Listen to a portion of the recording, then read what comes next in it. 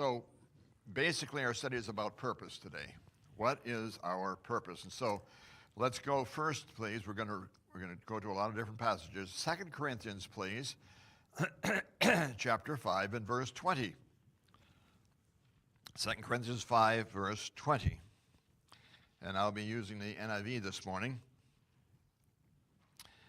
We are, therefore, Christ's ambassadors, so that's our job.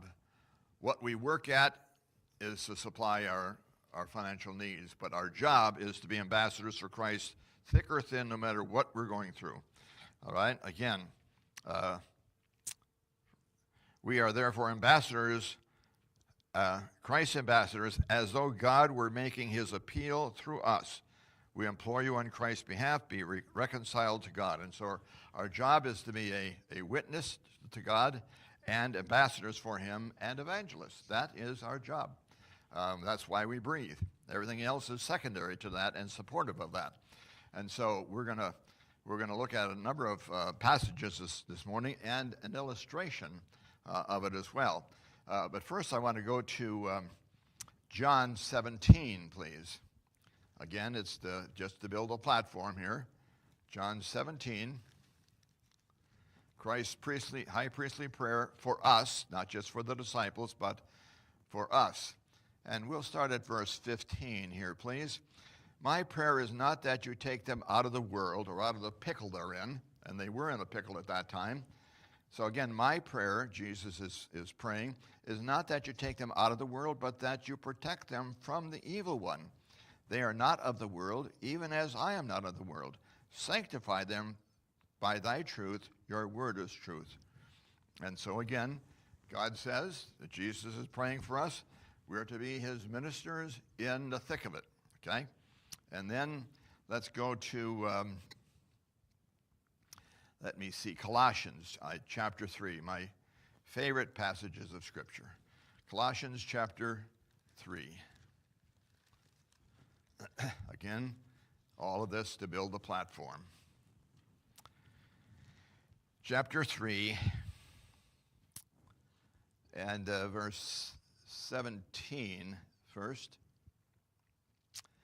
And whatever you do, whether in word or deed, do it all in the name of the Lord Jesus, giving thanks to God the Father through him. Drop down to 23 now.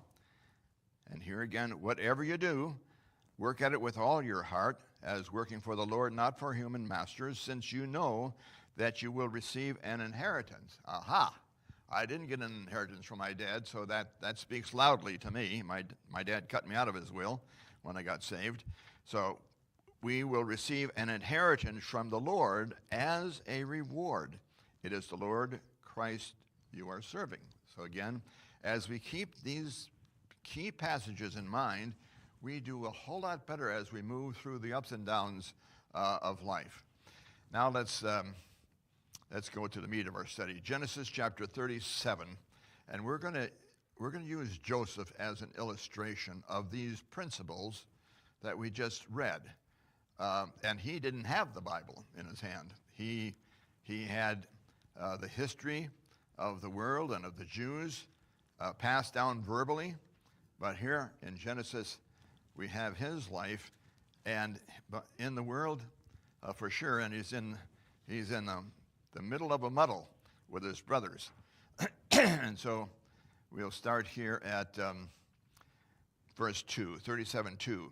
This is the account of Jacob's family line. Joseph, a young man of 17, so he's very young, 17, tending the flocks with his brothers, the sons of Bilhah and the sons of Zilpah, his father's wives, and he brought their father a what? An evil or bad report, okay, about them. So I see Joseph as sort of an accountant, and he's looking what should be happening with the multiple flocks that they're running. If you got 12 shepherds, you got a lot of sheep. It doesn't take that many shepherds to have a couple hundred sheep. They have many, many, many sheep. And so Joseph is coming back to his dad and said, Dad, your brothers are skimming. They're cheating you. And we'll back that up in just a bit, okay? And so he gives his daddy a bad report. Well, In prison, we call that what? Being a snitch. Oh, your life is on the line. You may get a shank between your shoulder blades anytime, okay? In Christianity, we call that being godly. Godly. Huge difference. And the whole thing about being a snitch or a tattletale in a family is if you're godly, you don't have to have someone to go to mom and dad about something, you know.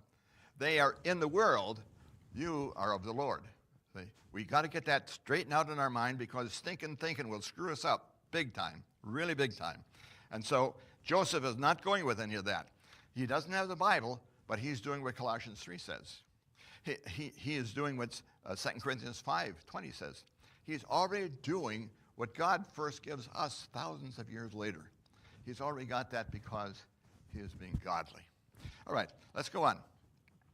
Down to verse 11 now, please. Let me see here. His brothers were jealous of him, but his father kept the matter in mind. So he had the dreams and so forth, and that really makes things worse as far as his brothers are concerned because they're such egomaniacs, and he is not. All right? Now his brother, verse 12, now his brothers had gone to graze their father's sheep near Shechem, and Israel said to Joseph, as you know, your brothers are grazing the flocks near Shechem. Come, I am going to send you to them. In other words, his dad says, they're out of sight, but they're not out of mind. I know what they're up to. Go check it out. Okay? Very well, he replied. So in verse 14, so he said to him, go and see if all is well with your brothers and with the flocks, and bring word back to me. Then he sent them off from the valley of Hebron. When Joseph arrived at Shechem, a man found him wandering around in the fields and asked him, what are you looking for? He replied, I'm looking for my brothers. Can you tell me where they are grazing their flocks? They have moved on from here. The man answered, I heard them say, let's go to Dothan. Dothan is how far from there? Anybody? 60 miles. Can you imagine running 1,000 sheep 60 miles? They're up to no good. And that's what his dad is thinking about, you know. There's a city in northern Wisconsin called Hurley, Wisconsin. Very small town, but it had about 30 bars on Main Street. And along with the bars were brothels. And men from Chicago and other places would come to deer hunt in Wisconsin, never take the gun out of the case. They spent their time in Hurley, Wisconsin. It was infamous for all that. Dothan is not a good place right now, okay? They moved on from here. I heard them say, let's go to Dothan. So Joseph went after his brothers and found them near Dothan, but they saw him at a distance, and before he reached them, they plotted to kill him. Here comes that dreamer, they said to each other. Come now, let us kill him and throw him into one of these cisterns, they're dry cisterns, and say that a ferocious animal devoured him. Then we'll see what comes of his dreams. They're in the world. He is not, okay? Same family. Have you noticed that in some families you can have a child that's just easygoing, very obedient, and you can have one that's just got to watch him. They're devious, okay? I remember my brother had shot all the windows out of our neighbor's barn, and Dad wore them out with a hairbrush. When my dad was done venting his rage, my brother laughed and said, "Ha, I got a red butt." That was the extent. And later on, he murdered his wife. In between, he had been a pastor. Anybody can turn at any time. Stay in the Word. Stay in the Word. Stay close to the Lord and serve Him so that we don't serve ourselves. That's a key, big key. All righty, well, let's move on. Let's see here. 19, all right. Start at 23 now, please. So when Joseph came to his brothers, they stripped him of his robe. That was a violent event, okay? The ornate robe he was wearing, his dad made that for him because he favored him because he's honest, okay? and they took him and threw him into the cistern. They didn't let him down easy. Poof, tossed him overboard. The cistern was empty. There was no water in it. Okay? And they sat down to eat. Oh, you talk about cold. You just threw your own brother in a pit. He's shouting, please, please, please. And they're enjoying a meal. They are really, really out of it as far as being godly is concerned. They sat down to eat. They looked up and saw a caravan of Ishmaelites coming from Gilead. Their camels were loaded with spices, balm, and myrrh, and they were on their way to take them down to Egypt. Judah, that would be the oldest one. Who do we get from the tribe of Judah?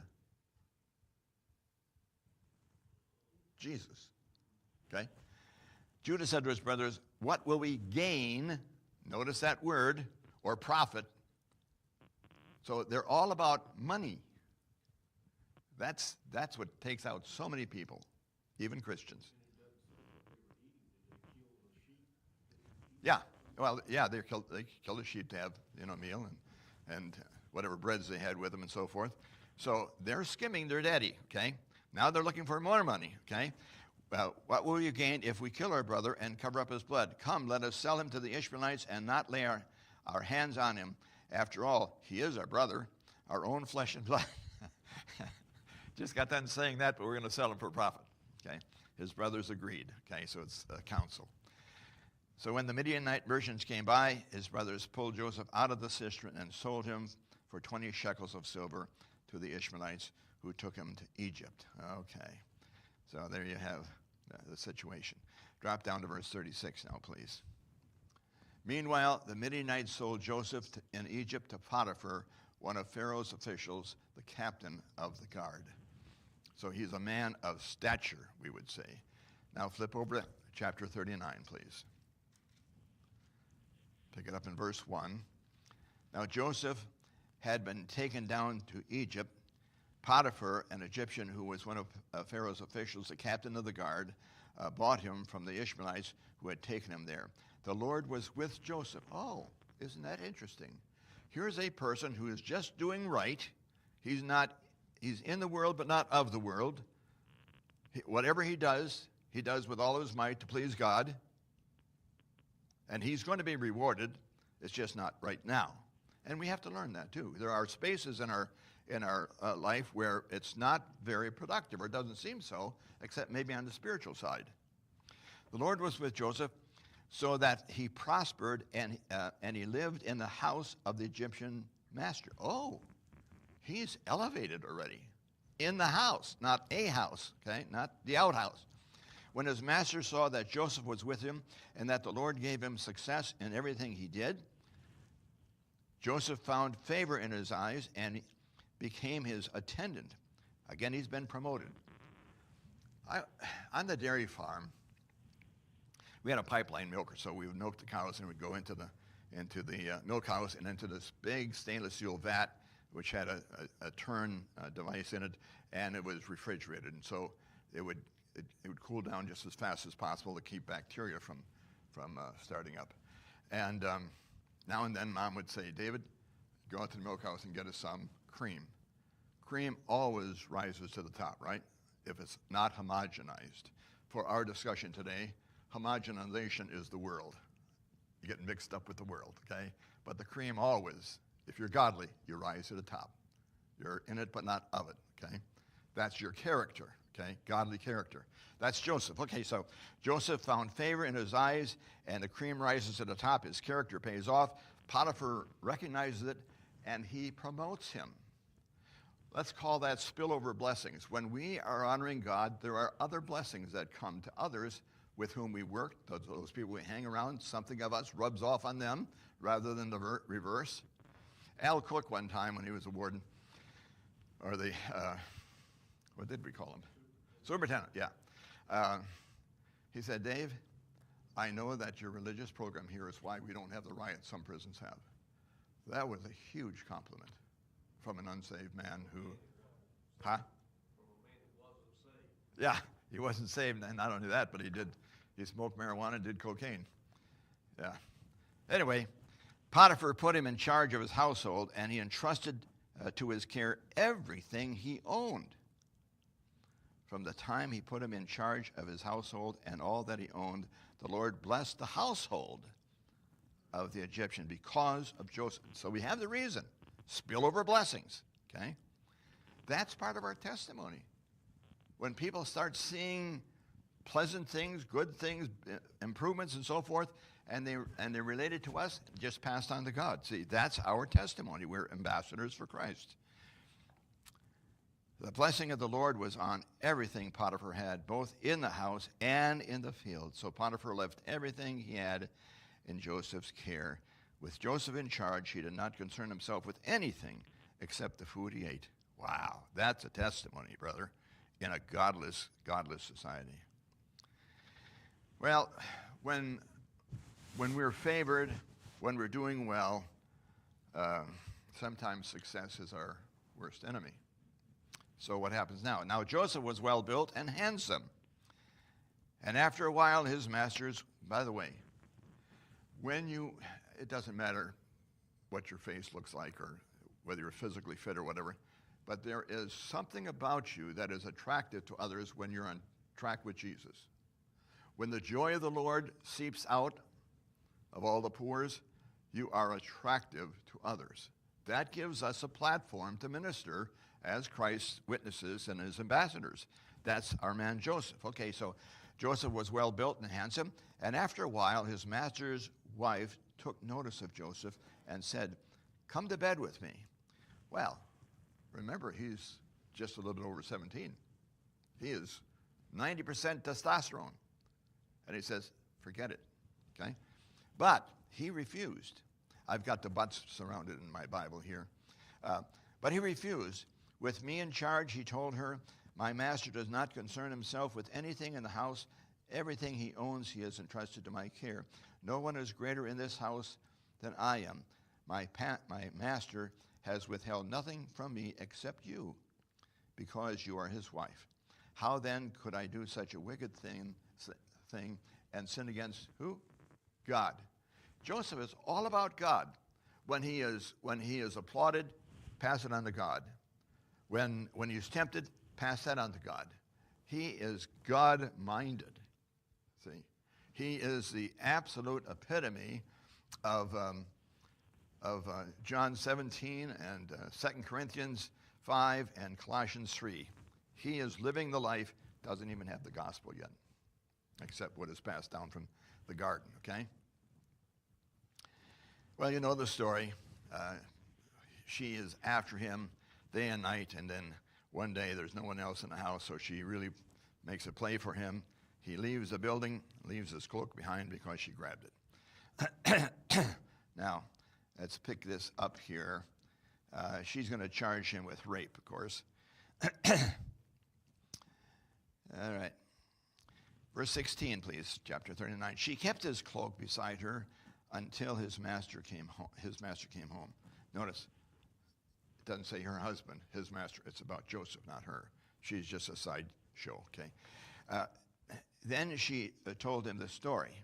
Notice what is called a story, not a fact. That Hebrew slave you brought us came to me to make sport of me. But as soon as I screamed for help, he left his cloak beside me and ran out of the house. When his master heard the story, his wife told him, saying, this is how your slave treated me. He burned with anger. You know, when we hear some things, our first response is anger. What does Ephesians chapter 4 say about anger?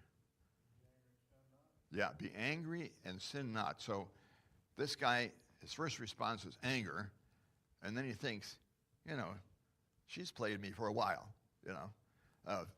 Egyptian women were rather notorious for being loose back then, okay? So anyhow, he then calms down, and then what does he do? Because otherwise, he'd have had him killed on the spot. He had full authority to do that. He didn't. Why? Well, let's look. This is how your slave treated me. He burned with anger. Joseph's master took him and put him in prison, the place where the king's prisoners were confined. Oh, remember Charles Colson? he wasn't put in Rayford. He was put in a white-collar crime institution. It was kind of a country club type of thing because he was, in the hierarchy of our government. Anyway, but while Joseph was there, notice here's another but. God is involved, okay? You never say, oh, I'm lost now. You're never lost. You belong to God. You're his ambassador, okay? But while Joseph was there in the prison, the Lord was with him, and he showed him kindness and granted him favor in the eyes of the prison warden.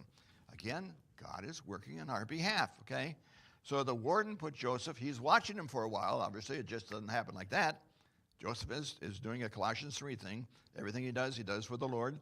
So the warden put Joseph in charge of all those he held in the prison, and he was made responsible for all that was done there.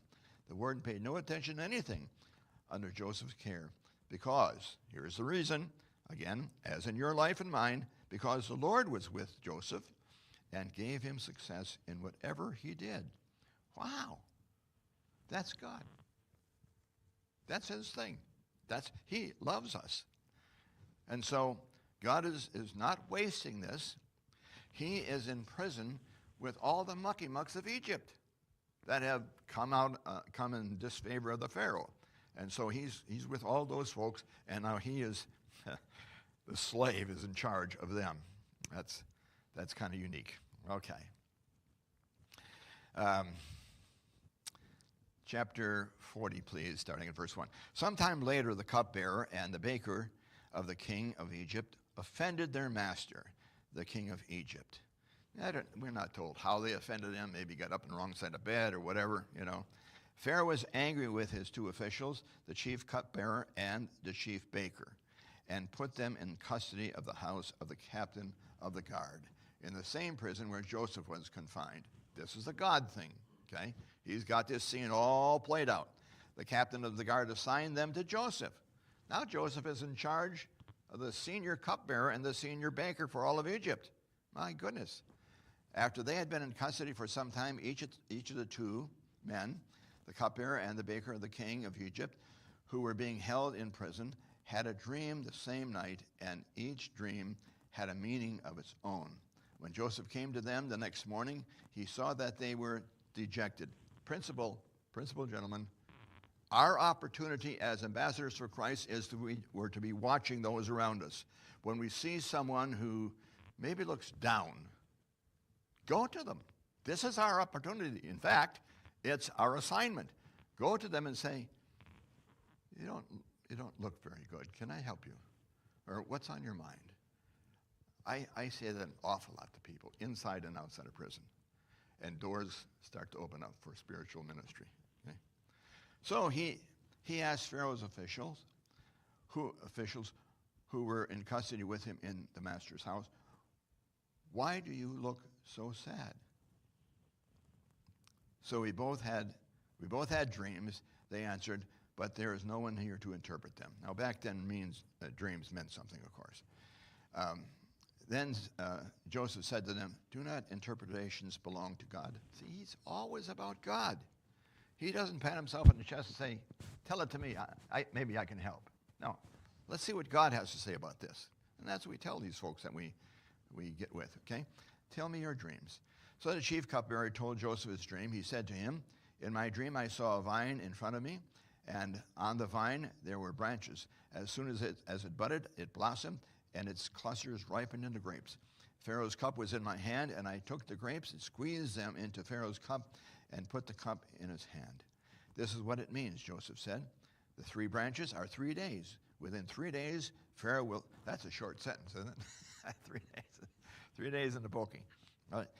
Within 3 days, Pharaoh will lift up your head and restore you to your position, and you will put Pharaoh's cup in his hand, just as you used to do when you were his cupbearer. But when all goes well with you, remember me and show me a kindness. Mention me to Pharaoh and get me out of this prison. Well, that's normal. No one likes to be in places like that. It reminds me of all those guys that some of us have ministered to, and a buddy, their tight man, in prison says, I'll send you money every week, I'll write you letters and take care of you. Yeah, forget it. That's not going to happen. You know, rarely does someone make good on that promise, but it's promised often. All right, so this is what's happened. Now, verse 15. I was forcibly carried off from the land of the Hebrews, and even here I have done nothing to deserve being put in the dungeon. When the chief baker saw that Joseph had given a favorable interpretation, he said to Joseph, I too had a dream. On my head were 3 baskets of bread. The top basket were all kinds of baked goods for Pharaoh, but the birds were eating them out of the basket on my head. This is what it means, Joseph said. The 3 baskets are 3 days. Within 3 days, Pharaoh will lift up your head and impale your body on a pole, and the birds will eat away your flesh. Now the 3rd day was Pharaoh's birthday, and he gave a feast for all of his officials. He lifted up the heads of the chief cupbearer, the heads of the chief cupbearer and the chief baker in the presence of his officials. He restored the chief cupbearers to his position so that he once again put the cup in Pharaoh's hand, but he impaled the chief baker just as Joseph had said to them in his interpretation. The chief cupbearer, however, did not remember Joseph. He forgot him. When all is well, we do tend to forget, don't we? We forget lessons learned. We forget people that we really should thank for various things. We just tend to forget because we can turn inward and it's about me. You know, I am enjoying my life. It's really going well now and so forth. Well, sometimes God doesn't want us so comfortable all the time. Sometimes he shakes us up just to get us back to leaning on him, okay? All righty, let's go on a little further. Drop down, please, to chapter 41, verse 1. When 2 full years had passed, Pharaoh had a dream. He was standing by the Nile when out of the river there came up 7 cows, sleek and fat. They grazed among the reeds. Among them 7 other cows, ugly and gaunt, came up out of the Nile and stood beside those on the river bank. And the cows that were ugly and gaunt ate up the 7 sleek cows, fat cows. Then the Pharaoh woke up. Well, that would be a startling dream, of course, because it doesn't make any sense. And so it bothers Pharaoh, and he wakes up, and he's all confused and concerned and so forth and so on. And then, of course, he has another dream of some grain that grows, and the grain has, this particular stalk of grain has 7 heads on it. Another grain grows up and eats that one and doesn't do any better. It's skinny too. So Pharaoh is really concerned. And so, verse 9, please. Then the chief cupbearer said to Pharaoh, today I am reminded of my shortcomings.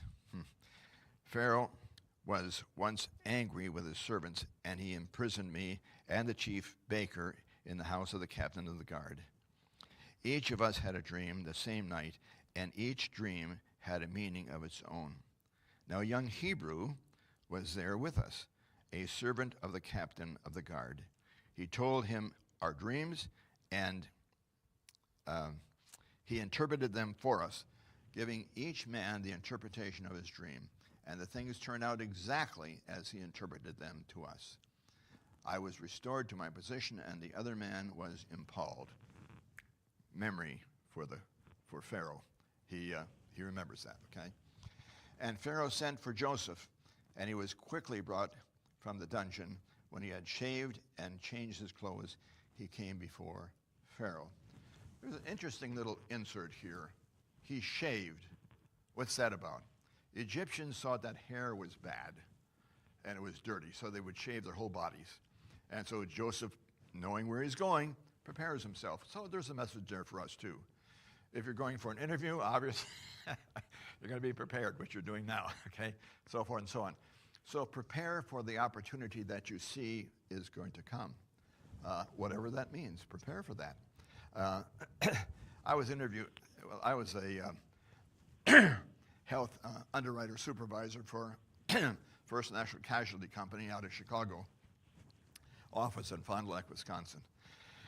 And I would decide whether a health and policy was worth the risk, or I would modify the policy.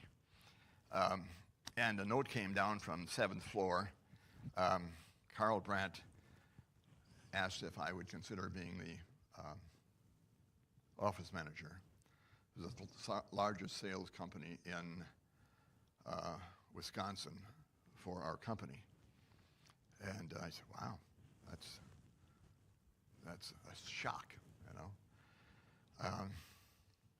But I having been receiving insurance applications now for some years, I knew that some of the salesmen were crooks and lied on applications, because I would find their lies when I did research to see whether or not we would issue the policy. And so I told Carl, and Carl was a well-known person. He was quite chubby, and he liked to wear nylon shirts. Most of you are too young to know what they were like, but they were just strictly nylon. He'd never wear a t-shirt because he was so hot, and he always smoked a cigar, and those ashes would fall off and burn holes in his nylon shirt, but he didn't care because he was somebody in Fond du Lac. Anyway, when he offered me the job and told me what the salary was, I was impressed. And it came as a complete surprise to me, so I'm thinking, what's God up to here? And so he said, Mr. Brandt, I'll accept the position with one stipulation. Everything I sign is going to meet my standards, not yours. I thought he'd run me out of the office. He said, you're hired. Well, that lasted for a number of years. And then his top insurance salesman, supposedly, you're not successful unless the policy is issued. So anyway, he really cheated an elderly German couple in northern Wisconsin out of a good policy and sold them one that we couldn't even issue. I know the company wouldn't issue. And I told Carl what I suspected, and he says, get in the car and drive up there and check it out. And sure enough, he had done exactly that. And so I took a day off, and I went to Madison, Wisconsin, to the insurance commissioner, and I reported what I found. And I knew that they would strip him of his license, and Carl would be out of that particular insurance salesman. And so anyway, that night, I got a call from Carl. He said, what'd you do on your day off, Dave? I said, oh, a stranger should ask. I said, I went to the insurance commissioner and reported Joe Krenn. And he said, well, I would not have wanted you to do that. And I said, I know. So I took a day of vacation, not time off. And he said, well, I'll give you 2 weeks' pay, and we're finished. I said, okay. When God called me to Bible college, Joe Krenn gave me an air conditioner and my desk and so forth and so on. And I thought, that's just kind of unique. That's a God thing. Nothing like Joseph here, but that was quite a statement from Carl. Yeah.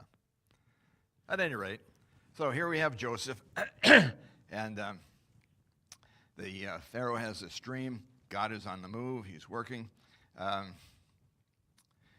So he calls up Joseph, who is now ready. He's shaved and looking slick. Now verse 25, chapter 41. Then Joseph said to Pharaoh, the dreams of the Pharaoh are one and the same. God has revealed to Pharaoh. Notice how Joseph puts this. I didn't just interpret it. God has revealed to Pharaoh. In other words, Pharaoh, God is interested in you. That's where you want to be, okay? God has revealed to Pharaoh what he is about to do. The 7 good cows are 7 years, and the 7 good heads of grain are 7 years, is one and the same dream. The 7 lean, ugly cows that came up afterward are 7 years, and so are the 7 worthless heads of grain scorched by the earth wind. They are 7 years of famine. It is just as I said to Pharaoh, God has shown Pharaoh what he's about to do. 7 years of great abundance are coming toward the land of Egypt. By the way, if you have ever heard Dave Ramsey, one of the things he will insist on is that you immediately or as soon as possible put together an emergency fund. You do nothing major without that emergency fund. You've got to get that down. I learned that early on in my life, and has been very helpful several times. But so he's telling Pharaoh, start to store things up. It's going to get bad, really bad.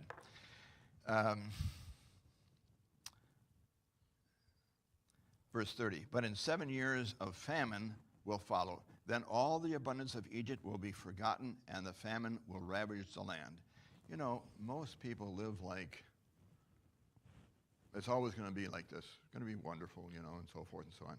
There's no guarantee of that. No guarantee.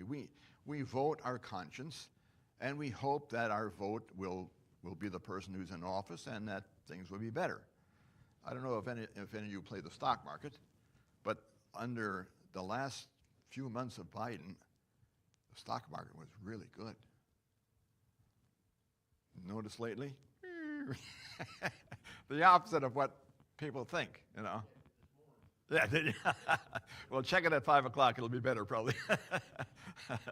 Normally goes up about 5, yeah. Okay. The abundance in the land will not be remembered because the famine that follows it will be so severe. The reason the dream was given to Pharaoh in 2 forms is that the matter has been firmly decided by God, and God will do it soon. Oh, wow. And now let Pharaoh, so he tells him what he asked. Here's the dream, and here's the interpretation. But Joseph goes on, okay? Like a prompting of the Lord, okay? And now let Pharaoh look for a discerning and wise man and put him in charge of the land of Egypt. Let Pharaoh appoint commissioners over the land to take 1/5 of the harvest of Egypt during the 7 years of abundance. They should collect all the food of these good years that are coming and store up the grain under the authority of Pharaoh to be kept in cities for food. This food should be held in reserve, okay, the emergency fund, for the country, to be used during the 7 years of famine that will come upon Egypt, so that the country may not be ruined by the famine. Okay. The plan seemed good to Pharaoh and to all his officials. So Pharaoh, I can just see the room, all the mucky mucks and Pharaoh's higher echelon, just applauding and saying and shouting and so forth and so on. Great idea and so forth. The plan seemed good to Pharaoh and to his officials. So Pharaoh asked them, can we find anyone like this man, one in whom is the Spirit of God? Oh. Unsaved people can recognize when God is favoring you. They really can. And which is what draws them to you on occasion, especially if they're in a pickle. 2 weeks ago, I had an officer asked to see me. And I'd had breakfast with him a year ago and dealt with some issues he was having. And he asked to see me, so he said, would you mind praying for me? I said, absolutely. And he told me a situation, and we prayed. And then a week ago he said, thank you so much. I'm doing so much better. Why would he ask me that? It's because he has seen God's favor, okay?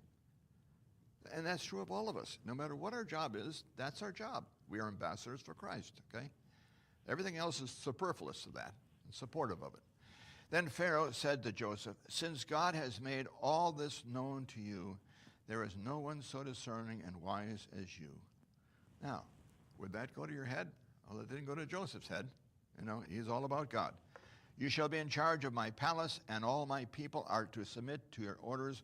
Only with respect to the throne will I be greater than you.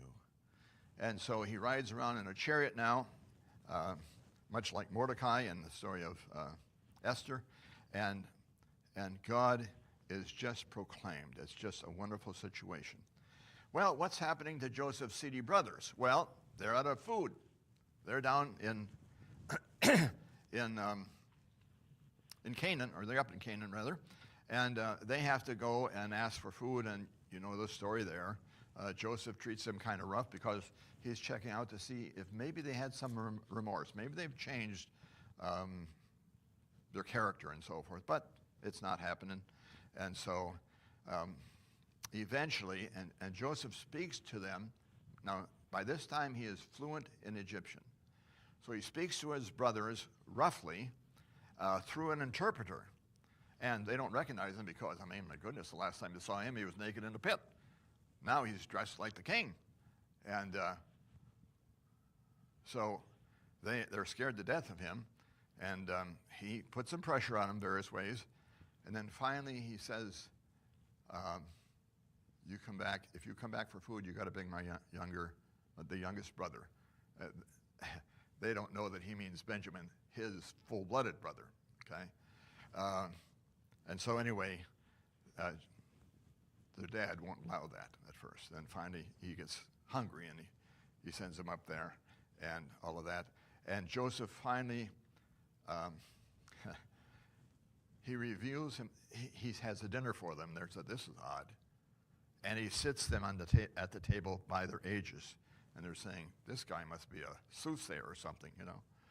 And then he gives Benjamin a double portion. And they say, oh, something is up here. And then he tells them who he is. And they're scared slapped to death because he's got the sword, you know. And he says, come near. And he hugs him.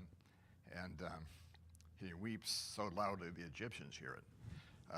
He is just so honored to be used by the Lord to save his own brothers, who frankly aren't worth saving if you just look at what they did. Well, finally their daddy dies, and just to show that they have not changed, flip over here please to chapter 50, starting at verse 15. When Joseph's brothers saw that their father was dead, they said, what if Joseph holds a grudge against us? Why did they think that? Because that's how they think, you know. They're unsaved, ungodly, self-centered people. What if Joseph holds this grudge against us and pays us back for all the wrongs, not just a single wrong, all the wrongs we did to him? And I'm assuming that goes way back to his teenage years. So they sent word to Joseph saying, your father left these instructions before he died. It's a lie. This is what you are to say to Joseph. I ask you to forgive your brothers the sins and the wrongs they committed treating you so badly. Now please forgive the sins of your servants, the servants of the God of your father. Notice, not our God, the God of your father. When this message came to Joseph, he wept. See, that's his heart. He's not vindictive. He's not waiting for paybacks or anything. He's just real. He has the mind of Christ, we would say, okay? And his brothers then came and threw themselves down before him. We're your slaves, they said. Again, they're in the world, thinking just like ungodly people, unsaved people, people that don't know about the God of Abraham. But Joseph said to them, don't be afraid. Am I in the place of God? See, he's all about God. What would God do? What would Jesus do in this situation? That's his mind, okay? You intended to harm me, but God intended it for good, to accomplish what is now being done, the saving of many lives. So then don't be afraid. I will provide for you and your children. And he assured them and spoke kindly to them. Huh, boy. Yeah. So God meant it for good. They meant it for evil. That's true of us too. So if there is a downtime for us or something doesn't go as it should, you know, just remember, God's in charge. God's in charge.